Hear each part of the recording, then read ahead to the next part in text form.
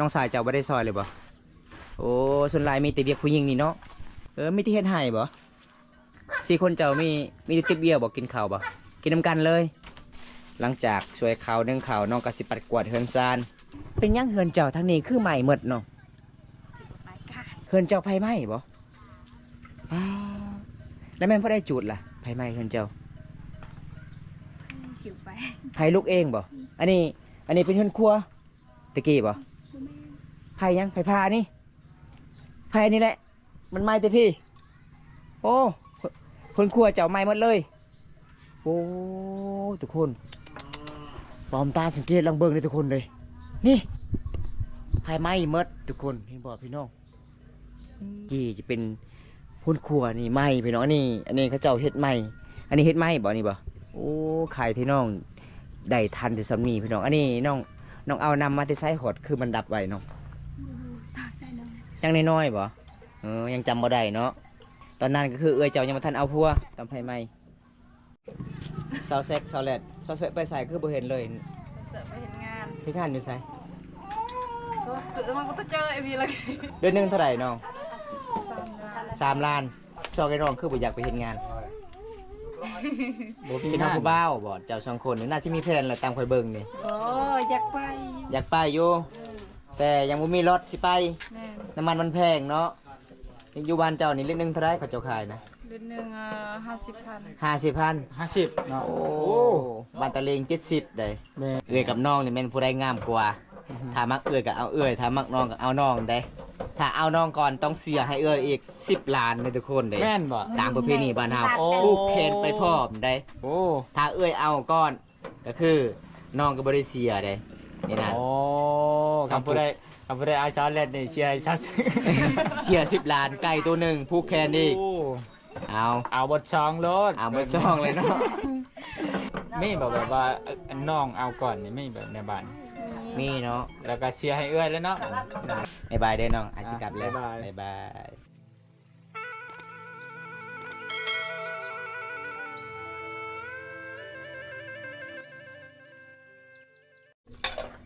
สุกเลยบอสเบียงสุกเลยเนาะโอ้ไหวเด้อทุกคน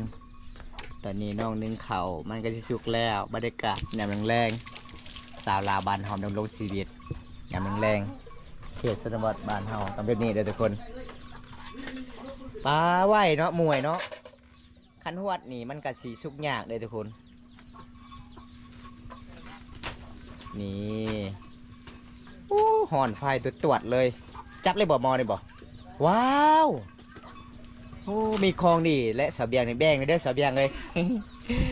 มีของดีรีเจ้านี่กระทาแห้งรีเจ้านี่เอาทุกคนไปเบิ่งวิถีชีวิตน้องนึ่งข้าวเปล่าไฟช่วยเขานี่เพื่อนน้องใช่ปะเดี๋ยวนี้หลับให้น้องเลยติ๊บข้าวไม่เด็ดติ๊บเดียวละนี่เรือชำนีพอได้จะดีกับสื่อให้น้องในเด้อทุกคนน้องเป็นสาวรักครอบครัวคนสู้ชีวิตเลยตอนสาวแมนพอได้นึ่งข้าวตอนเช้าตอนแรงคือเจ้าน้องสายเจ้าไม่ได้ซอยเลยบ่โอ้ส่วนหลายมีแต่เบียกผู้หญิงนี่เนาะเบียกผู้ชายก็คือน้องสายเจ้าเลี้ยงงัวได้งัวจักโต7 โตไม่ได้ขายออกเลยบ่ขายแล้วเนาะน้องมีหน้าบ่มีหน้าบ่มีรถจักรก็บ่มีรถไถก็บ่มีมีที่เฮ็ดให้บ่โอ้ทุกคนน้องเฮ็ดแต่ให้เด้อทุกคนเลยได้เจอสาวลาวบรรยากาศยังแรงกันเลยตามติดวิถีชีวิตสาวลาวสาวเบียงคนนี้เวลาไปอาบน้ำจะไปอาบน้ำอยู่ไสโอ้น้าสาวเจ้ามีน้ำก็เลยขออาบน้ำข้าเจ้าเนาะอ๋อโอ้การหอนลายเลยทุกคนยันแรงนี่ฮะ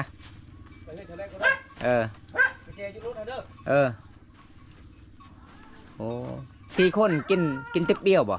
4 คนเจ้ามีติ๊บเบี้ยวบ่กินข้าวบ่กินน้ำกันเลยโอ้ถ้ามีอาหารต้องทากันเนาะวิธีกินข้าวเนาะโอ้แบ่งกันแบ่งกินทุกคนต้องกินน้ำกันกินข้าวหอมปลากินปลาหอมทอยนะวะเขาเอิญพี่น้องนี่เห็นบ่มันเป็นธรรมดาเลยวิถีชีวิตน้องคนนี้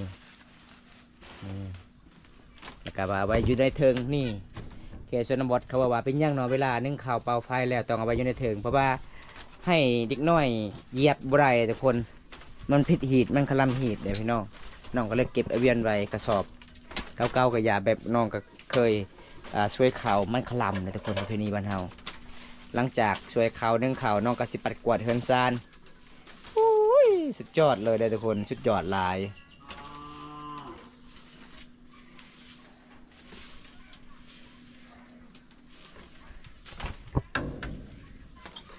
เมื่อยเนาะก็เบิ่งเจ้านี่เมื่อยแหงทางห้อนไผ่ทางห้อนแดดย้วนเจ้าก็ไม่พิพาบ่โอ้พัดลมบ่มีโอ้เบิ่งเหือเจ้านี่น้องเต็มเลยเด้ แต่น้องนี่บ่ยอมปลดเสื้อเด้อทุกคนเพิ่นว่าถ้าปลดแล้วยันดำเด้อยากได้ขาวๆนี่น้องทากระแป้งยังบ่ได้ทากระแป้งเลยบ่อ๋องานแบบธรรมศาสตร์เอาพี่น้องงานแบบธรรมศาสตร์สาวลาวเขตนี้เด้อทุกคน โอ้ยเบิ่งวิถีชีวิตน้องก็สงสารน้องคนนี้หลายเด้อพี่น้องน้องคนสู้ชีวิตดำรงชีวิตตอนนี้น้องก็สิไปอาบน้ำบ่ยังประมาณจักโมงน้องไปอาบน้ำ6 โมงแรงแสดงว่าน้าสาวเจ้ามีน้ำเขาเจาะเองบ่อ๋อถ้าพอได้มีทุนก็คือได้อาบน้ำสะดวกสบายเนาะหากว่ามีทุนต้องไปอาบน้ำบาดาลนะทุกคนผู้ใดใจดีก็ซื้อให้น้องนี่เด้อพี่น้องเอ้ย ได้ซื้อให้น้องติ๊กใหญ่ๆเนี่ยเพื่อนน้องไม่ได้สำนีเลยทุกคนขุเห็นบ่อันนี้เป็นน้ำสี่ขุมีตะกิ้งเดียวอันนี้เป็นถังน้ำหม้อให้กินเรือได้สำนีเพราะว่าเฮือนนี่ก็ยังบ่ทันได้แล้วพี่น้องเอ้ยผมสาวเบียงเป็นยังเฮือนเจ้าทางนี้คือใหม่หมดเนาะฮะเฮือนเจ้าไฟไหม้บ่อ้าวแล้วแม่นพอได้จุดล่ะไฟไหม้เฮือนเจ้าไผ่ลูกเองบ่อันนี้เป็นเฮือนครัวตะกี้บ่ไผ่ยังไผ่พานี่ไผ่นี่แหละมันไหม้แต่พี่โอ้เฮือนครัวเจ้าไหม้หมดเลยโอ้ทุกคนปลอมตาสังเกตลองเบิ่งเลยทุกคนเลยนี่ไผ่ไหม้หมดทุกคนเห็นบ่พี่น้องเฮือนครัวของน้องตะกี้จะเป็นหุ้นครัวนี่ไหม้พี่น้องอันนี้เขาเจ้าเฮ็ดไหม้อันนี้เฮ็ดไหม้บ่นี่บ่โอ้ขายที่น้องได้ทันแต่สำนีพี่น้องอันนี้น้องเอานำมาที่ไซหดคือมันดับไว้น้องยังน้อยๆบ่ยังจำบ่ได้เนาะเกือบบ่ได้เฮือนอยู่ทุกคนนี่แหละพี่น้องบ้านเฮานี่ทุกข์อีกเรื่องก็เกือบไผไหม้ทุกคนสงสารน้องหลายเลยตอนนั้นก็คือเจ้ายังบ่ทันเอาพัวตอนไผไหม้เจ้าตอนนี้เอาแล้วตอนนั้นก็เอาแล้วเกือบเนาะเจ้าตอนนั้นก็คือยังนอนอยู่เฮือนเขาเองบ่ตอนนั้นบ่โอ้ไฟไหม้เฮือนที่เราคนนี้สงสารน้องหลายเลยพี่น้องเกือบบ่ได้เฮือนอยู่แม่เฒ่าไปไสนี่แม่เฒ่าเป็นโครงการบ่โอ้โครงการยักใจยังบ่เห็นเขาอยากทำเป็นสุนทรครัวซื่ออันนี้เป็นโครงอันนี้เขาเจ้าก็จะเบิ่งพลเมืองผู้ใดเกิดใหม่ผู้ใดเอาพัวผู้ใดออกผู้ใดเขาต้องติดตามตลอดทุกคนวันนี้ก็ได้พอสาวเบียงคนงามบ้านตากาเสียอัปเดตที่ทิศสลาบรายการยำแรงเมื่อวันนี้อยู่ตามป่าตามดงเลยทุกคนไอไปกันเด้อสาวเบียงบ๊ายบายไปกันเด้อป้าได้พอสาวแสกเพิ่มไปตักน้ำเลยทุกคนอันนี้บอกเข้าใจบางคนบอกเข้าใจว่าอันนี้น้ำมันเอ็ดสั่งบ่แม่นทุกคนน้ำกินเลยทุกคนเลยซองไอ้น้องนี่เฮ็ดเวียกก็คือเฮ็ดเวียกน้ำกันเวลาออกให้ก็ออกไปน้ำกันเลยซอแรดบ่แพ้บ่ซอแรดจะบ่แพ้บ่แพ้คือกันเนาะใครบ่แพ้ก็บ่ได้ตักน้ำเลยทุกคนน้องต้องสู้ชีวิตแบบนี้เลยทุกคนยังกินก่อนบ่ซอแซกคนกินก่อนแบบนี้เลยทุกคนเลยน้ำเนี่ยมาใช่แซกมันไปเชี่ยปลาสาวแรดเวลาจะไปตักน้ำนี่คอยเบิ้งเจ้านี่น้ำหนักจนเหี่ยวใส่ท้องใส่ท้องไอ้ยังเปียกยังเนี่ยน้ำบ่ถึงน้ำบ่ผมได้บอกขัดใจว่าเนี่ยแตกก็แม่นกัดฮ้อนเบิ้งทุกคนทรงจนเปียกกินเลยบ่กินเลยแซ่บบ่แอมเลยน้ำเลยชักยศเลยการคุดอีกกับบ่มีอีกโอ้ทุกคนเนี่ยลำบากอะไรเนาะบ้านเจ้ากันน้ำมันดันมีบอกคนกินน้ำมันดันมีบ่มีเนาะมีแต่ไปเอาบ้านไปเสีย จากนี่บ้านไปเสียนี่ประมาณจักกิโลอ่ะ14บ่ ตั้งใช่ฉันเขาย่างนะ ประมาณ8 โล 8 โล เขาไปเชี่ยวผม อ๋อ สาวกกไปใส่มานี่ นี่ ก้นมัน ตักเท้า เจ้าบ่ได้ก้นบ่มันบ่ก้นแต่อายเนาะ ผ่านเป็นแถวเลย ก็คิวกัน เป็นยังไงบ่ได้ไปเล่นบ่สงกรานต์ปีนี้ คุณตา ผมมีเงิน บ่มีเงินบ่มีรถไป เพิ่งเขาตั้งน้ำเขาท่อคิวกันป่ะ ไม่ใช่ เรื่องเราเขาละห้าไปเขาท่อคิวกันไปเนี่ยเรานำกระทะ เด้อเละล่ะ เดินกระโดดเล่นให้เย็ดมาไงเลย ตึงกูรอะไรรถเฮาซะ เลือกมาให้ชงลายปลาไทยแล้วกล้วยในนุกระเดินนี่แหละ เต็มเก ไอ้ โอ้ อะไรกินเรากระดังมา อันว่าครึ่งเต้นวะ อันนี้เราครึ่งกล้วยไง คนไปอยู่ เออโอ้ยากเนาะบ้านเฮาเนาะยามนี้เนาะยามเดือน4เดือน5นี่ยากแน่นอนถ้าบ่ได้บ่มีรถน่าสิตักบ่ทันนะทุกคนเลย อันนี้ถือรถไทยไปเอาอยู่บ้านไปเสียพูด อืม ปาดเดี๋ยว อันนี้ประมาณจักโลเนาะน้ำนี่นะ โอ้ บ่ฮู้กันบ่เจ้าจะยกไว้อยู่บ่บ่ไหวเลยเนาะโอ้อันนี้ก็คือตุกน้ำของสาวเซ็กเด้ แม่ ตุกน้ำสาวแรดเพิ่นเอาขึ้นแล้วทุกคนเลยน้องเป็นคนสู่ชีวิต ลำบากอันนี้เนาะ ถ้าผู้ใดได้น้องนี่บ่แม่นธรรมดาเลยเพิ่นดำรงชีวิตตักดำนึ่งข้าวเป่าไผ่ ขยัน ขยันหลายเด้อพี่น้อง ก็เก่ง แม่น แง่ไข่มดแดงก็เก่ง อีหลีบ่ะ ปุ๊บปั๊บแล้วเฮ็ดสู้กับ น้ำตั้งอยู่ไทยหายังหาเกิบ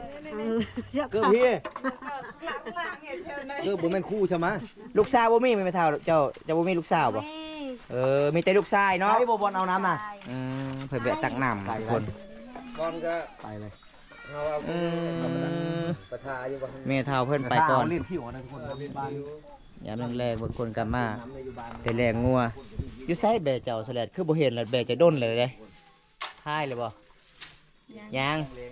ตอนนั้นเจ้าตอนนั้นนี่อีพลอยแม่น้องขายแบของน้องให้เจ้า50,000กีบแม่ได้เลยบ่หรือว่าเขาบ่ให้เลยฮะ หายเส้นหนึ่ง ให้แสนหนึงอ๋อเป็นจะได้ดีใจบ่ดีใจเนาะได้100,000กีบจักมื้อเจ้าเลี้ยงน่ะ100,000กีบอีแม่ให้เจ้าน่ะจักมื้อเจ้าเลี้ยงฮะปีหนึงบ่ แมน โอ้ปีหนึงได้100,000แสดงว่าสาวเซ็กนี่บ่ให้เลยเจ้าเงิน ไปใช้น้ำเลย ข่อยเห็นสาวเซ็กนี่ได้เงินตลอดได้ผู้บ่าวให้ได้เรามีผู้บ่าวแล้วผู้ที่อเมริกาแม่นบ่เอ้ยเจ้าบ่ บ่หัวน้ำ ยังผู้คือกันเนาะเอ้ยก็ยังโสดมื้อนั้นบอมตาบอกว่าสาวเซ็กสิเอาผัวแล้วอีกบ่โดนชุดถ่ายไปมื้อนี้ก็ยังเห็นสาวเซ็ก เอาบ่แม่นหมอดูเก่งแล้วทุกคนเลย อันนี้คือสาวแลดเด้อทุกคนน้องดำรงชีวิตมาเลยย่างในสาวแลดไอ้แม่จะได้นี่ หอยค่ะ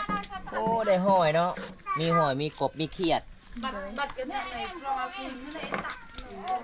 ผักน้ำนี่บ่ภาษามังกรบัดหยังบัดชาร์คือผักน้ำเลยทุกคนให้เอ้ยอันนี้มันจะเอาขึ้นเอาทุกคนเลยน้องกะสิล้างแล้วน้องกะสิให้เอ้ยเพิ่นเฮ็ดกินได้ทุกคนไปเพื่อนๆเลยน้องเอ้ยก็เลยมันเน่าหอยเจ้านะ ซาวเซ็กซาวแลดซาวเซ็กไปใส่คือบ่เห็นเลย เสิร์ฟไปเห็นงาน พี่งานอยู่ไส คือมันก็จะเจอไอ้พี่เลย ฮะ ที่คือสุดเสีย ชิลี่ อยู่ซินซิลีผู้เดือนหนึงเท่าไหร่น้อง 3 ล้าน 3 ล้านซาวเซ็กไปเฮ็ดงานเขาเจ้าเฮ็ดกล้วยบ่ปลูกกล้วย ปลูกอะไรกาแฟ ปลูกกาแฟอีกเนาะโอ้ซาวเซ็กไปจักเดือนแล้ว บ่ฮอดเดือน บ่ฮอดเดือนก็สิกลับแล้วตอนนี้ใกล้สิฮอดสงกรานต์เด้ เอาไก่สิฮอดสงกรารก็กินฮอดซาวเซ็กแม่นซาวเซ็กกินฮอดซาวแรกก็ซาวเซ็กซาวกกเป็นหยังซอกไอ้น้องคือบ่อยากไปเฮ็ดงาน บ่ เป็นน้องผู้บ่าวบ่เจ้าสองคนนี่น่าสิมีแผนแล้วตามข่อยเบิ่งนี่ โอ้อยากไป อยากไปอยู่แต่ยังบ่มีรถสิไป แม่ น้ำมันแพงเนาะ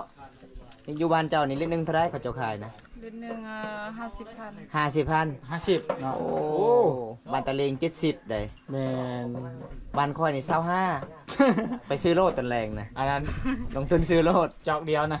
จอกเดียวเจ้าอา สหาได้แต่จอกเดียวน้ำมันขึ้น เอา FC ทุกคนคอมเมนต์มาได้เด้อเอื้อยกับน้องนี่แม่นผู้ใดงามกว่าถ้ามักเอื้อยก็เอาเอื้อยถ้ามักน้องก็เอาน้องได้ถ้าเอาน้องก่อนต้องเสียให้เอื้อยอีก10 ล้านเลยทุกคนเด้ แม่นบ่ ตามประเพณีบ้านเฮา โอ้ ผูกแขนไปพร้อมได้ โอ้ ถ้าเอื้อยเอาก่อนก็คือน้องก็บ่ได้เสียเด้นี่นะ โอ้ โอ้ โอ้ เอาน้องก็บ่ได้เสียได้ โอ้ โอ้ เอาน้องก็บ่ได้เสียได้ โอ้ นี่นะ คำพูดได้อาชาเล่นนี่เชียร์ให้ชัด เสีย10 ล้านไก่ตัวหนึ่งผูกแขนอีกเอา บทช่องรถ เอามาซ่องเลยเนาะ ก็เทินเชียร์แล้วเอาบทช่องแล้วเนาะบ่เอาก็เสียว่ะ เสียคันบ่เสียก็ยันผัวบ่ได้ผัวเด้ ต้องเสียผูกแขน เนาะ สาวแรกนั่นแหละกำไรเนาะ เงินก็ได้ผัวก็ได้ได้วันนี้มันเป็นตามประเพณี โอ้ความเชื่อเนาะ ความเชื่อแต่โบราณ ถ้าหากบ่ปฏิบัติมันก็บ่ได้อีก แล้วไม่แบบว่าน้องเอาก่อนนี่ไม่แบบในบ้าน มีเนาะ แล้วก็เชียร์ให้เอื้อยแล้วเนาะโอ้ กันเอาก่อนก็บ่ได้เสียเนาะมันถูกต้องเลยเด้นั่นเด้ แบบมันเป็นประเพณีแต่ดั้งเดิม อืม โอ้ตะกี้เขาก็เฮ็ดแบบนี้ อืม แต่บ้านข่อยบ่มีนะ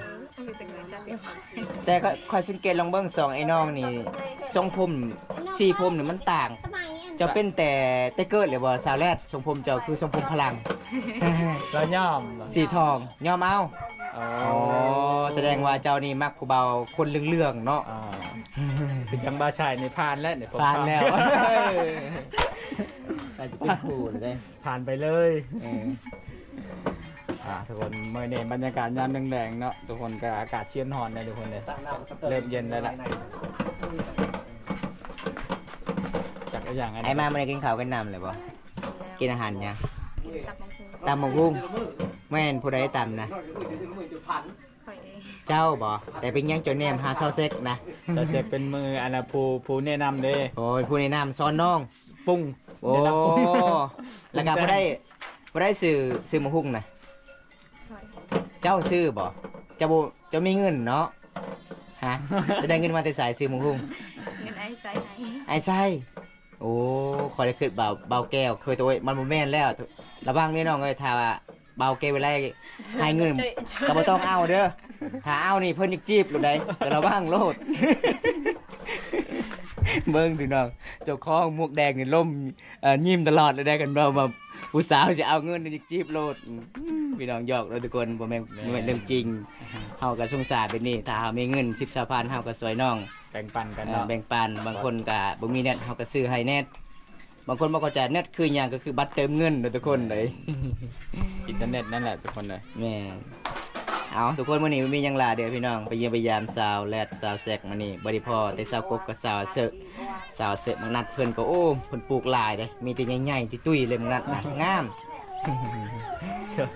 ชิญชาวเล่นกัน สาวแซกสาวแลดคือบ่ได้ปลูกมังนัดช่วงนี้นะใกล้สิฮอดฤดูเลยน้องเอ้ย จะปลูกแต่มันต้น จะปลูกที่มันต้นบ่ไม่บิ๊กไม่บิ๊กก็ปลูกเนาะยางพาราก็ปลูกจะปลูกบ่สลัดตามไฟเบิ้งสลัดนี่ปลูกแต่แบ่เจ้านี่ เลี้ยงแบ่ตลอดเลยแต่ละวันทุกคนเลยเอาตอนนี้บอมตาสิกลับบ้านแล้วพี่น้องมื้อนี้บ่มีหลายไปสินะครับชมคลิปนี้แต่ต้นจนจบไปเยี่ยมไปยามสาวลาวสาวสวยที่เฮาเคยไปเยี่ยมไปยามต้องมาเยี่ยมมายามพี่น้องเอ้ยถ้าบ่ได้มากแบบเฮาว่าคุยๆเนาะ แมน เฮามาเฮือนน้องก็ใจดีเลยยอพาเขาให้กินอีก ช่วงนี้ถ้าไปบ่ทัวร์ก็ต้องขอโทษนํ แม่ เพราะว่าหยังบ่มีน้ำมันทุกคน มีน้ำมันมันแพงบ๊ายบายเด้อน้องอาสิกลับแล้ว บ๊ายบาย บ๊ายบาย